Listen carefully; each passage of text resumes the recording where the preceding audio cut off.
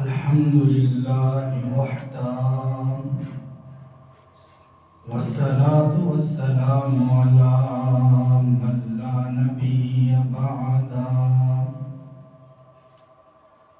لا رسالة بعد رسالتي ولا نبوة بعد نبوتي ولا أمة بعد أمتي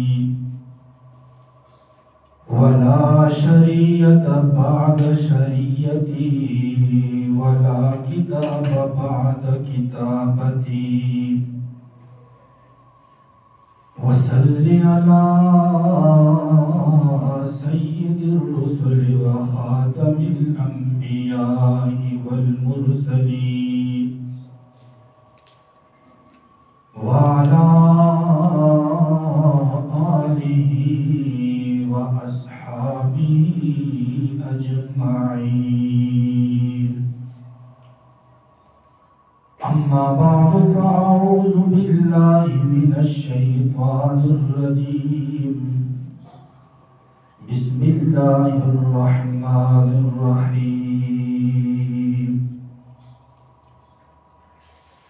يا أيها الذين آمنوا اذكروا الله ذكرا كثيرا وسبحوه بكرة وأصيلا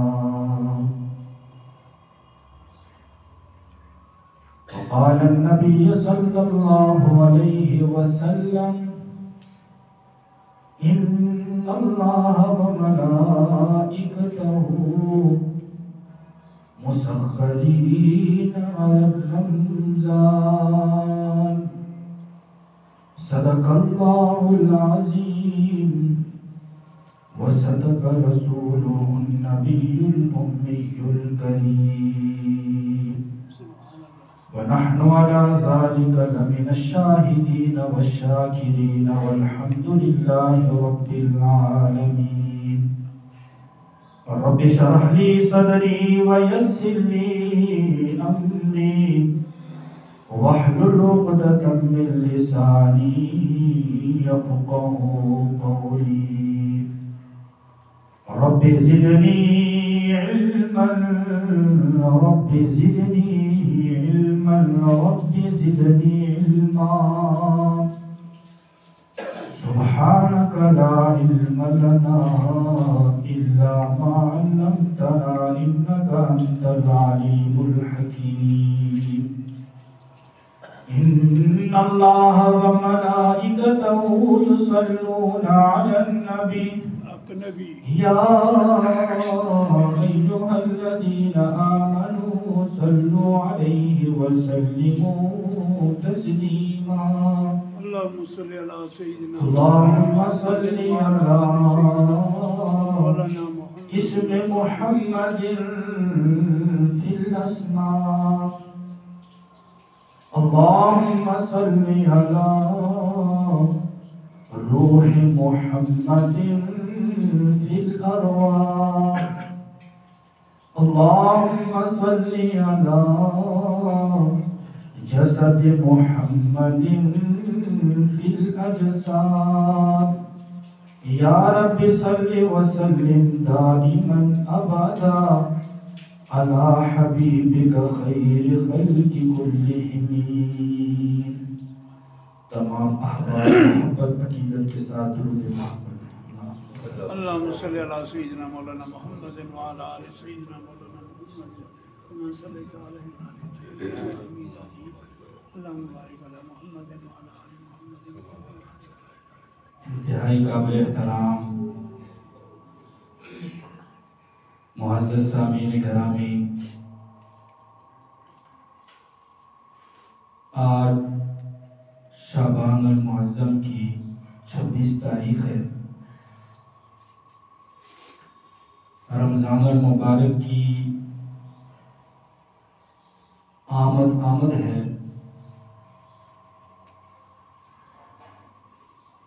اور دیکھیں کہ دنیا کے اندر یہ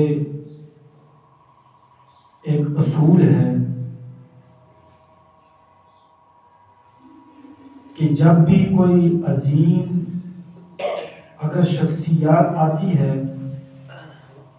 تو اس کے آنے سے پہلے اس کی تیاری کی جاتی ہے۔ دیکھیں جب اگر کوئی پروگرام ہوتا ہے، کوئی جلسہ ہوتا ہے، تو اس کے لیے جو مہمان خصوصی ہوتا ہے اس کے لیے پورے جلسے کو سجایا جاتا ہے۔ اسی طرح بہت ساری مثالیں ہیں، اور سب سے بڑی مثال آمنہ کے لال عبداللہ کے لہتے جگر امام الانبیاء حضور سرور کونین صلی اللہ علیہ وسلم کی جب ان کی آمد ہوتی ہے تو ان کی آمد سے پہلے جتنے بھی انبیاء علیہم السلام ہیں وہ انہی کا تذکرہ کرتے ہوئے نظر آتے ہیں۔ جیسا کہ مثال کے طور پر حضرت عیسیٰ علیہ السلام فرماتے ہیں کہ من بعد اسمہ احمد، نبی علیہ السلام کی خوشخبری دیتے ہیں کہ میرے بعد ایک نبی آئے گا جس کا نام محمد اور احمد ہوگا۔ بہرحال جب بھی کوئی وقت ہو، کوئی شخصیات ہو، کوئی مہینہ ہو، تو اس کے آنے سے پہلے اس کی تیاریاں کی جاتی ہیں۔ اور اسی طرح نبی علیہ السلام بھی رمضان المبارک سے پہلے رمضان المبارک کی بڑی تیاری کیا کرتے تھے، اور یہاں تک روایات کے اندر آتا ہے کہ نبی علیہ السلام رجب کے مہینے کے اندر دعا فرماتے تھے، اللہم بارک لنا رجب وشعبان وبلغنا رمضان، یعنی شعبان سے اور رجب سے نبی علیہ السلام رمضان کی تیاری کرنا شروع کر دیتے تھے۔ اور اسی طرح حدیث مبارکہ کے اندر آتا ہے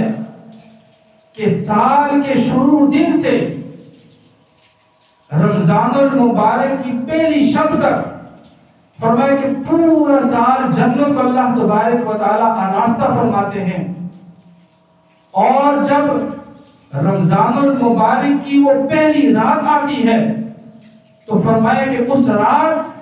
پوری جنت کو خوشبو کے ساتھ دھویا جاتا ہے۔ اب یہ رمضان کی تیاریاں ہیں، ایک تیاریاں ادھر فرشتے بھی کرتے ہیں اور ایک تیاری ہم بھی کرتے ہیں۔ اور جس طرح پچھلے جمعۃ المبارک کے اوپر میں نے عرض کیا تھا کہ بہت سارے ایسے گناہ ہیں، بہت ساری ایسی چیزیں ہیں کہ جن کی وجہ سے انسان اتنے عظمت والے مہینے کے اندر بھی محروم رہ جاتا ہے۔ اور ہم سب کو چاہیے کہ ہم ان جتنی بھی ہمارے اندر کوئی خامیاں ہیں، کوئی کمیاں ہیں، ان تمام کو دور کر کے اور بالکل پاک اور صاف ہو کر اللہ تبارک و تعالیٰ کے حضور ہم مسجد کے اندر آئیں، اور ہمارا دل پاک ہو، ہمارا مال پاک ہو۔ اور اسی طرح احادیث مبارکہ کے اندر آتا ہے، نبی علیہ السلام نے ارشاد فرمایا کہ ایک آدمی روزہ رکھتا ہے،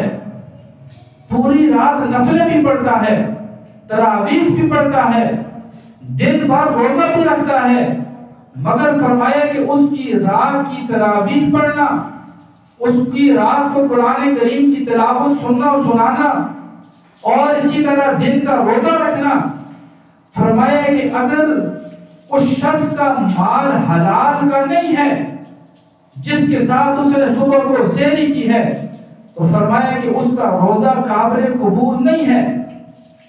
تو اب ہم دیکھیں کہ اگر ہم اتنی محنت کرتے ہیں، پورا دن بھوکا بھی رہتے ہیں، پیاسا بھی رہتے ہیں، اسی طرح ہر طرح کی جتنی بھی چیزیں ہیں، گناہ ہیں، ان تمام سے اپنے آپ کو روکنے کی کوشش بھی کرتے ہیں، تو سب سے پہلے ہمیں چاہیے کہ ہم جو ہمارا مال ہے اس کے اندر ہم دیکھیں اگر کسی قسم کی کوئی ملاوٹ ہے، اور اگر کسی قسم کی اس مال کے اندر کوئی نقص ہے، وہ حرام کی کمائی ہے، وہ کرپشن کی کمائی ہے، اسی طرح وہ ملاوٹ کی کمائی ہے اور بہت سارے ذرائع ہیں۔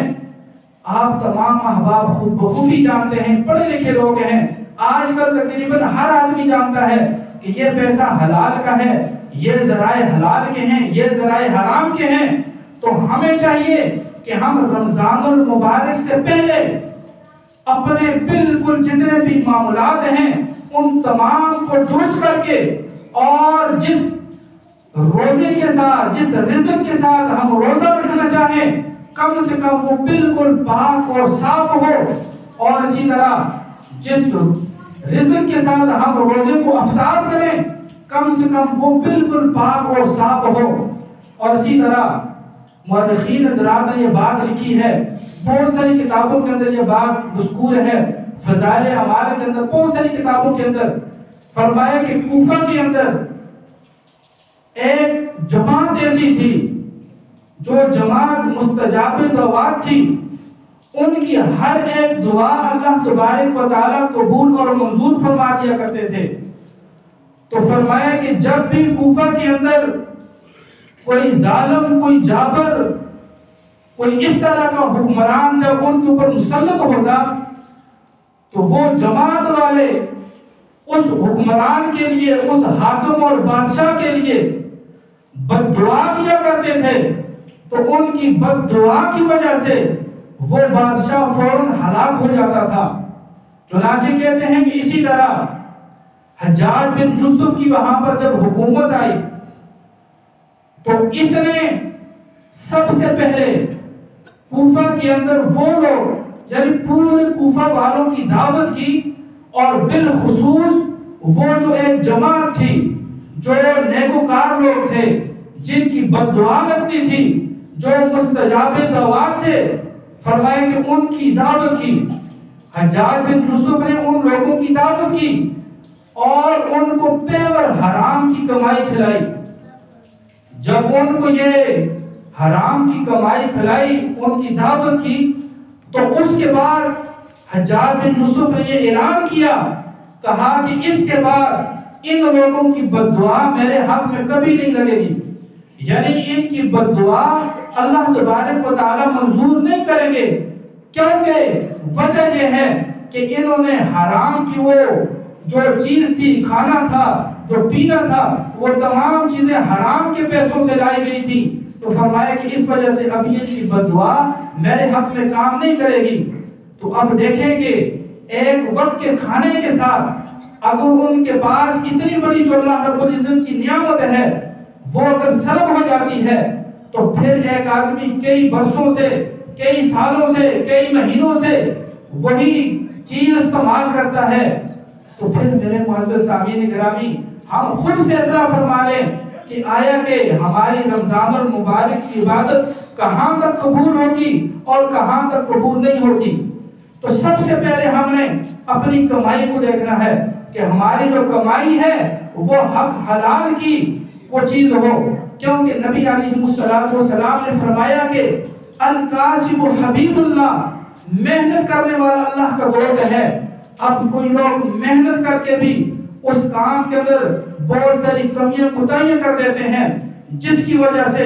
ان کے مال کے اندر برکت بھی نہیں ہوتی۔ بہرحال یہ الگ موضوع ہے۔ تو لہٰذا ہم نے رمضان المبارک سے پہلے اپنے مال کو بالکل پاک اور صاف کر کے پھر رمضان المبارک کے اندر ہم نے داخل ہونا ہے۔ اور اسی طرح بہت سارے لوگ ہیں جنہوں نے کچھ مسائل پوچھے ہیں، وہ میں اپنے پاس لے کر لایا ہوں۔ ان کے اندر سب سے پہلی چیز یہ ہے کہ نیت۔ اب نیت کے بارے میں ہم سب کو معلوم ہونا چاہیے کہ روزے کی نیت کیسے کریں اور یہ کرنی کیسے ہے، ضروری ہے یا نہیں۔ تو بہرحال احادیث مبارکہ کے اندر آتا ہے، نبی علیہ السلام نے فرمایا کہ نیت جو ہے وہ ارادۃ القلب، یعنی دل کے ارادے کا نام ہے۔ ایک آدمی اگر دل کے ارادے کے ساتھ اس کا یہ ارادہ ہے کہ میں صبح روزہ رکھوں گا، تو یہ اس کی نیت آ گئی۔ اور اسی طرح دیکھیں ہم اب نیت کے اندر بہت ساری پھر وہاں پر مسئلے ہیں۔ اس کے اندر اگر ایک آدمی فرض روزہ ہے اس کا، یا اس کا نفل روزہ ہے، تو اس کے لیے وہ نیت فرمایا کہ یہ نصف نہار یعنی آدھے دن سے پہلے وہ اس روزے کی نیت کر لے. اور اسی طرح اگر آدمی کا کوئی قضا روزہ ہے یا اس کا نظر کا روزہ ہے، یعنی اس نے نظر مانی ہے کہ میرا فلاں کام ہو جائے تو میں روزہ رکھوں گا، تو ایسے جو روزے ہیں ان کے لیے نیت ہم نے صبح صادق کے بعد فوراً کر دینی ہے. تو اب یہاں پر دو چیزیں ہیں کہ ایک ہے صبح کاذب اور دوسری ہے صبح صادق. اب صبح کاذب کیا ہے اور صبح صادق کیا ہے؟ آیا کس وقت تک ہم نے کھانا پینا جاری رکھنا ہے؟ تو یہاں پر ہم دیکھیں کہ صبح کاذب یہ ہے، نبی علیہ السلام نے فرمایا کہ صبح کاذب یہ ہے کہ جب صبح کو رات کی تاریکی تقریباً ختم ہونے کے قریب ہوتی ہے تو فرمایا کہ مشرق سے ایک نیزے کے برابر فرمایا تھوڑی سی روشنی سیدھی اوپر اٹھتی ہے، اور فرمایا کہ تھوڑی دیر کے بعد وہ روشنی ختم ہو جاتی ہے. تو فرمایا کہ اس وقت تک ہم کھا پی سکتے ہیں، اپنی سحری مکمل کر سکتے ہیں. تو بہرحال جب صبح صادق ہو جائے تو اب صبح صادق کی بہت ساری کتابوں کے اندر، فتاوی جات کے اندر بہت ساری اس کی مثالیں ہیں. تو فرمایا کہ اس کی سب سے ایک مثال جو آسان سی وہ یہ ہے کہ اگر مطلع صاف ہو تو وہ ایک روشنی نکلتی ہے. فرمایا کہ وہ روشنی شمال اور جنوب کی طرف یوں پھیلتی ہے. تو فرمایا کہ اس کے بعد وہ روشنی پھر ختم ہونے والی نہیں ہوتی، لہذا وہ روشنی بڑھتی جاتی ہے. تو اگر ایک آدمی صبح کاذب تک اگر وہ اپنے روزے کی نیت باندھ لیتا ہے، کھانا پینا ختم کر دیتا ہے تو اس کا روزہ ہو جائے گا. اور ایک آدمی اگر صبح صادق تک کھاتا پیتا رہتا ہے تو اس کے روزے کے اندر پھر شک ہے. تو بہرحال اب یہاں پر ایک آدمی نے یہ مسئلہ بھی پوچھا کہ رات کو میں نے روزے کی نیت نہیں کی، رات کو میں سو گیا اور اسی طرح صبح مجھے بیداری نہیں ملی، میں سویا رہا، اسی طرح ٹائم ہو گیا یعنی صبح صادق سے وقت اوپر چلا گیا، نماز کا وقت ہو گیا، تو ابھی تک میں نے سحری نہیں کی تھی، تو لہٰذا سحری کرنا تو ضروری ہے یا نہیں ہے؟ تو اس کے لیے دیکھیں کہ سحری کرنا یہ بہت بڑا عمل ہے، افضل عمل ہے، برکت والا عمل ہے.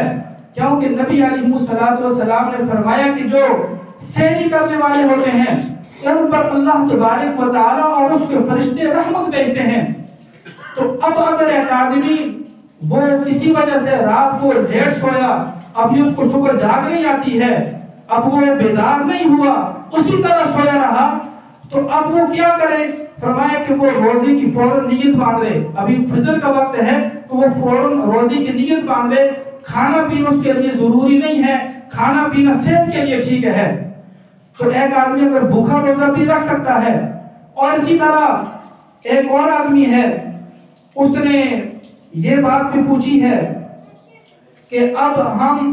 جو روزہ ہے اس کو آیا ساحرن، جو مسجد کے اندر ساحرن بجائی جاتی ہے، تو آیا روزے کو اس کے ساتھ بند کرنا چاہیے یا اسی طرح اذان کے ساتھ بند کرنا چاہیے؟ تو اس کے اندر فقہائے کرام، مفتیان کرام کیا فرماتے ہیں؟ تو فرمایا کہ یہاں پر یہ جو ساحرن ہے، ساحرن کا بجانا اور اسی طرح اذان کا دے دینا، یہ روزے کا جو وقت ہے اس کو بدلانے کے لیے نہیں ہے، یعنی یہ ایک الگ چیز ہے. اب اس کے لیے اگر کوئی ایسے گاؤں ہیں جہاں پر سائرن بھی نہیں بجایا جاتا، جہاں پر اذان بھی نہیں دی جاتی، تو آیا وہاں کے لوگ پھر کیا کریں؟ یعنی شہروں کے اندر تو ہر قسم کی سہولت موجود ہے،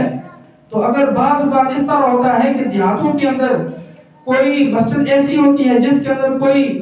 یو پی ایس یا کوئی اور کسی چیز کی وہ متبادل انتظامات نہیں ہوتے، تو وہاں پر نہ سائرن کی آواز آتی ہے نہ اذان کی آواز آتی ہے، تو پھر یہ لوگ کیا کریں؟ تو ان کے لیے مفتیان کرام نے ایک بات لکھی ہے. فرمایا کہ وہ یا تو یہ صبح صادق اور صبح کاذب جو ہے اس کو دیکھ لیں، اگر ایک آدمی اس کے اوپر بھی نہیں سمجھتا ہے تو فرمایا کہ اس کے پاس پھر گھڑی ہونی چاہیے، اور اسی طرح گھڑی کے علاوہ اگر پورے مہینے کے چارٹ ہو اس کے مطابق اگر ایک آدمی روزے کو بند بھی کرتا ہے، افطار بھی کرتا ہے تو فرمایا کہ یہ بہت احسن طریقہ ہے۔ ہاں جس جگہ کے اندر یہ سہولت موجود ہے کہ سائرن بھی اپنے وقت پر ہوتی ہے، اذان بھی اپنے وقت پر ہوتی ہے، تو پھر وہاں پر جو سائرن بجانے والا ہے، جو اس کی ڈیوٹی ہے، جو اذان دینے والا ہے، تو یہ ساری کی ساری ذمہ داری اس کے اوپر ہے کہ وہ صحیح وقت کے اوپر سائرن کو بھی بجائے اور اذان بھی دے۔ اسی طرح حدیث مبارکہ کے اندر آتا ہے کہ نبی علیہ السلام کے دو مؤذن تھے، ایک حضرت بلال حبشی رضی اللہ اور دوسرے حضرت عبداللہ بن ام مکتوم رضی اللہ۔ اب حضرت بلال حبشی رضی اللہ تعالیٰ عنہ یہ اس وقت صبح کی اذان دیا کرتے تھے کہ جب صبح کاذب کا وقت ہوتا اور ان کی اذان ہوتی رہتی، صحابہ کرام کھانا نوش فرماتے رہتے، تو فرمایا کہ جب حضرت عبداللہ بن ام مکتوم رضی اللہ تعالیٰ عنہ جب اذان دینا شروع کر دیتے تو فوراً تمام جتنے بھی صحابہ کرام تھے، نبی علیہ السلام تھے، وہ فوراً کھانے کو بند کر دیتے اور نیت باندھ لیتے۔ تو لہٰذا ہمیں چاہیے کہ ہم سائرن کے ساتھ اپنے روزے کو بند کریں اور اسی کے ساتھ روزے کو افطار بھی کریں، اور جو اذان ہوتی ہے وہ تقریباً تھوڑی دیر کے بعد ہوتی ہے، تو اس تک اگر ہم تھوڑا بہت کچھ کھا بھی لیں تو اس کے اندر کوئی حرج نہیں ہے۔ ہاں جب صبح صادق کا وقت شروع ہو گیا تو اس کے بعد اگر کوئی آدمی کچھ کھاتا ہے، کچھ پیتا ہے، تو پھر اس کے روزے کے اندر شک ہے، وہ خود اپنا بارے میں فیصلہ کر سکتا ہے۔ تو بہرحال اسی طرح بہت سارے مسائل ہیں، تو ہم سب کو چاہیے کہ ہم قرآن اور حدیث کے مطابق اور اپنے علماء کرام سے، اپنے مفتیان کرام سے اور اپنی مساجد کے جو علماء کرام ہیں ان کے پاس بیٹھے اور ان سے مسائل سیکھ کر آگے چلیں۔ اور اسی طرح بہت سارے لوگ ہیں وہ یہ بات بھی پوچھتے ہیں کہ اگر ہم یعنی یہ دعا جو ہے وہ آیا کرنی ضروری ہے یا نہیں، یعنی نیت باندھنے کی جو دعا ہے وہ ضروری ہے یا نہیں، وہ مستحب ہے، یہ مستحب عمل ہے، یعنی میں روزے کی نیت رکھتا ہوں، یہ اگر کوئی آدمی ہندو زبان کے اندر کہہ دے، کوئی عربی کے اندر کہہ دے، کوئی پشتو کے اندر کہہ دے، کوئی کستانی زبان کے اندر کہہ دے، جس زبان کے اندر اس کو حسانی ہو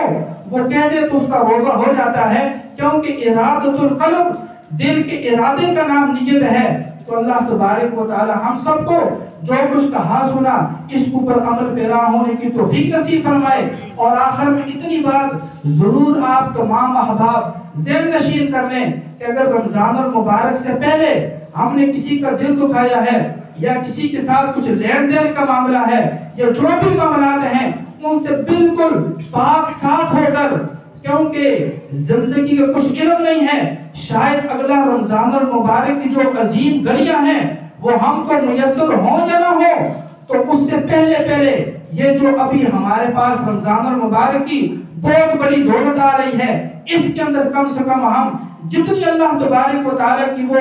نعمتیں ہیں ان کو سمیٹ سکیں۔ ایسا نہ ہو کہ ہمارے غلط مال کی وجہ سے، ہماری حرام کی کمائی کی وجہ سے اتنے بڑے مہینے کے اندر جو رحمتیں ہیں، جو برکتیں ہیں، جو روزے کی فضیلت ہے اس کے اندر کمی آ جائے تو پھر ہم سے بڑا کوئی بد نصیب نہیں ہوگا۔ اسی طرح نبی علیہ السلام نے فرمایا کہ وہ شخص بڑا بد نصیب ہے، فرمایا کہ رمضان المبارک کا پورا مہینہ گزر جائے